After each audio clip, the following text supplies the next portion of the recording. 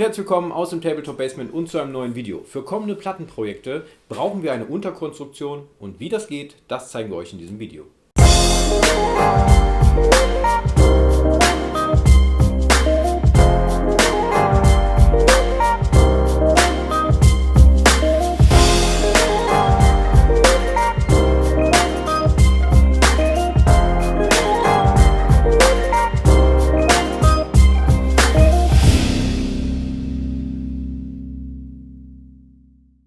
Für die heutige Unterkonstruktion baue ich auf 1,20 Meter x 1,20 Meter, also den klassischen Skirmish-Maßstab. Aber das kann man natürlich auch komplett ummünzen auf verschiedene andere Projekte. Das heißt, wenn ihr auf 1,80 x 1,20 zum Beispiel baut, könnt ihr das zum Beispiel in 2 oder 3 Module aufteilen. Oder wenn ihr es kleiner braucht, dann geht es natürlich auch kleiner.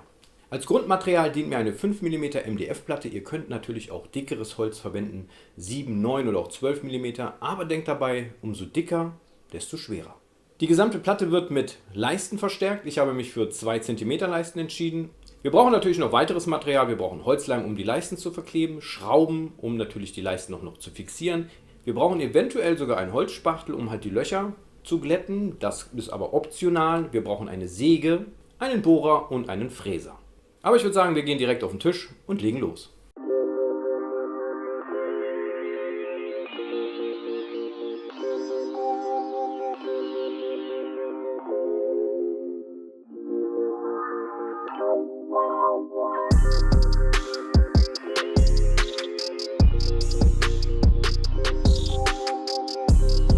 Wir beginnen mit den Leisten. Wir haben ein Maß von 1,20 Meter x 1,20 Meter.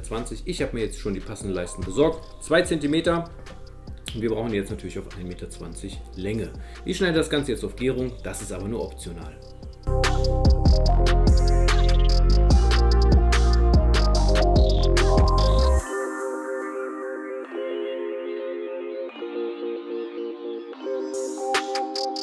Die Leisten fixieren wir mit Holzleim und fixieren dann anschließend natürlich mit Schrauben. Damit uns die Leisten nicht splittern, werde ich das Holz jetzt auf jeden Fall vorbohren. Ich denke mal, wir brauchen um die 4 bis 5 Schrauben pro Leiste. Fräsen anschließend das Bohrloch aus, um die Schraubköpfe zu versenken.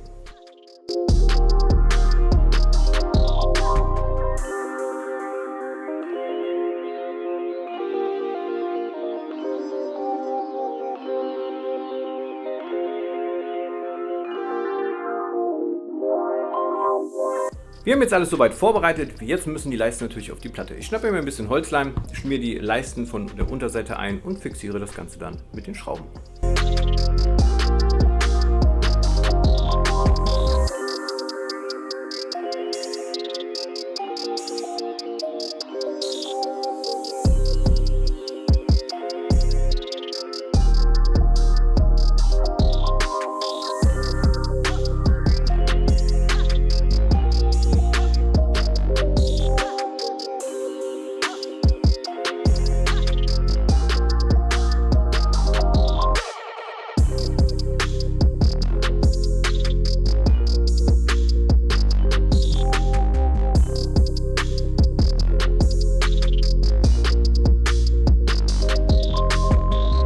Unsere Leisten an den Seiten sind nun dran. Nun setzen wir noch 2 Verstrebungen, weil wir sehr dünnes Holz haben. Wir haben 0,5 cm dickes MDF, das heißt, es wird bei der Größe auf jeden Fall, biegt sich das durch. Je nachdem, wie dick euer Holz ist, könnt ihr dann natürlich auch nur mit einer Strebe arbeiten. Wir müssen jetzt tatsächlich mit 2 Streben arbeiten und die setzen wir jetzt einfach noch hinein.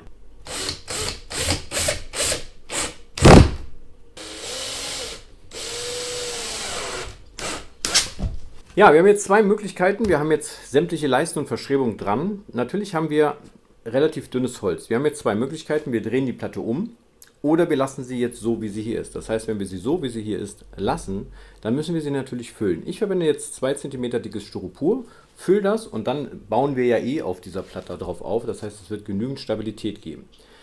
Das hat Vor- und Nachteile. Wenn wir sie umdrehen, wie man es sonst baut, dann haben wir natürlich den Rahmen und der Rahmen liegt auf einer Tischplatte. Solltet ihr jetzt zum Beispiel eine 1,20 x 1,20 cm Platte bauen, wie wir jetzt gemacht haben, dann könnte das passieren, wenn ihr zum Beispiel einen Küchentisch habt, der vielleicht nur um 80 oder 1 Meter breit ist, kann es sein, dass die Platte natürlich kippelt und nicht richtig aufliegt. Von daher nutzen wir jetzt einfach die Holzplatte als Unterlage tatsächlich. Das heißt, egal auf was für einer Fläche wir auflegen, wir haben immer einen festen Stand. Um das Ganze jetzt so ein bisschen auszugleichen, werden wir jetzt wie gesagt Styropor reinlegen. Das heißt, wir haben dann eine Fläche und wir können direkt hier auf diesem Gerüst drauf aufbauen.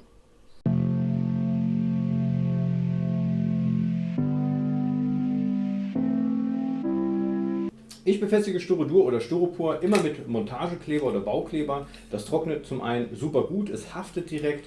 Heißkleber funktioniert natürlich nicht, weil natürlich die Hitze das Ganze wegschmilzt. Oder aber auch Styroporkleber geht auch, aber auch der braucht ein bisschen länger zum Trocknen. Deswegen Montagekleber, das geht super fix.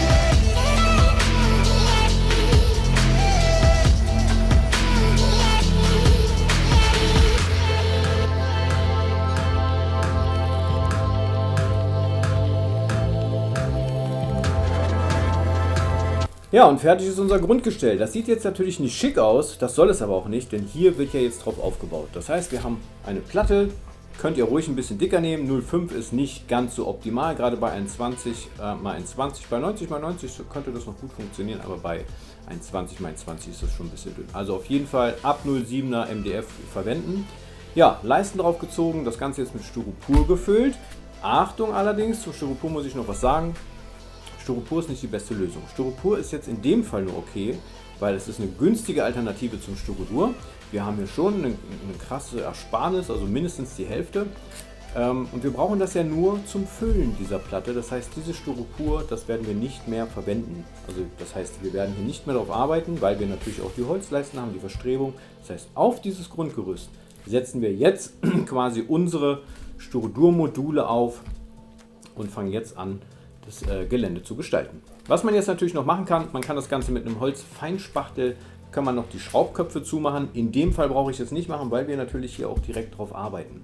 Anders wäre jetzt zum Beispiel, wenn wir eine Platte machen würden, wo wir vielleicht einen höheren Rahmen haben, der vielleicht stehen bleibt und wir von oben geschraubt haben, dann müssten wir sie natürlich zuspachteln. Oder auch andere Schraubköpfe, die wir natürlich irgendwie sehen, macht es natürlich Sinn, diese zu verspachteln. Aber wo ist jetzt der Vorteil an so einem Grundaufbau? Zum einen natürlich die Stoßkanten, ganz klar. Wenn wir Styrodur-Module haben und uns die irgendwo hinstellen, dann haben wir immer die Abplatzer. Jeder kennt es, wer schon mal eine Platte irgendwo gelagert hat. Wir haben immer diese, entweder sind sie eingedellt, sie sind abgerissen. Das ist natürlich hier schon mal ein bisschen safer, weil wir natürlich einen Holzrahmen haben, der das Ganze auf jeden Fall schon mal schützt vor Stößen. Und zum anderen verhindert es natürlich ein Durchbrechen der Platte. Nehmen wir mal an, 3 cm dickes Styrodur. Wir haben vielleicht Felsen drauf gegossen und sonstige schwere Teile, die irgendwie drauf sind. Wenn man das transportiert, das biegt sich schon ein bisschen. Und da kann es tatsächlich auch passieren, ist tatsächlich mir auch schon mal passiert, dass es angebrochen ist. Es ist nicht durchgebrochen, aber es ist angebrochen. Das schützt uns natürlich hiervor auch. Das heißt, wenn wir jetzt hier mit unseren Styrodurschichten drauf weiter arbeiten, kann natürlich hier sich nichts mehr verbiegen. Ganz im Gegenteil, das Ganze verstärkt sich jetzt auf jeden Fall noch mehr. Aber ihr braucht natürlich jetzt nicht großartig aufbauen, sondern ihr könnt auch direkt hier drauf arbeiten. Das heißt, ihr nehmt euch eine Spachtelmasse, zieht die einmal komplett drüber, damit auch die Balken verschwinden. Damit macht ihr natürlich auch automatisch die Löcher alle zu. Und dann könnt ihr mit Sand, Streugras oder was auch immer ihr vorhabt, direkt drauf arbeiten. Ihr wisst nun, wie man ein Grundgestell baut, aber ich denke, auch hier gibt es wieder, wie in anderen Dingen auch, 1000 verschiedene Möglichkeiten. Wie gesagt, auch hier haben wir natürlich schon 2 verschiedene Möglichkeiten. Ihr könnt das Ganze auf dem Gestell natürlich bauen oder natürlich andersrum, wie ich es jetzt gemacht habe, ausfüttern und darauf aufbauen. Das kommt natürlich auch immer darauf an, was ihr für Tische habt. Wie gesagt, wenn ihr einen Küchentisch habt, der kleiner ist wie diese Platte und ihr habt einen Rahmen drunter, dann könnte es natürlich eine wackelige Angelegenheit werden. Ansonsten ist diese Methode natürlich super, weil ihr natürlich eine gerade Auflagefläche habt. Das funktioniert super und ihr könnt super drauf aufbauen. Nehmt euch aber bitte jetzt nicht direkt ein Beispiel an meiner Platte, sondern orientiert euch an eurem Projekt. Sprich, was habt ihr mit dieser Platte vor? Kommen da schwere Gebäude drauf, große Resinteile? Vielleicht wollt ihr eine komplette Felslandschaft bauen. Da müsst ihr natürlich schon ganz anders angehen, denn ihr braucht da definitiv dickeres Holz. Ne? Da würde ich schon empfehlen, wenn ihr wirklich dicke Felsen dort gestalten möchtet, würde ich definitiv mit einem 9 mm bis 12 mm MDF gehen.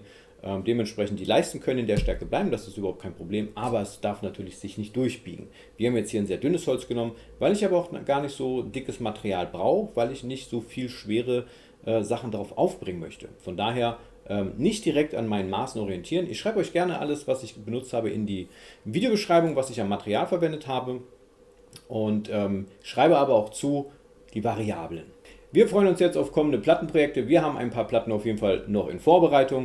Und vielen Dank fürs Einschalten. Schaut gerne mal in die Videobeschreibung. Dort findet ihr alle weiteren Infos zu unserem Patreon-Programm, Kanalmitgliedschaft, Instagram, Discord. Findet ihr alles unten in dieser Videobeschreibung. Wir sehen uns beim nächsten Mal. Danke fürs Einschalten und bis zum nächsten Mal. Tschüss.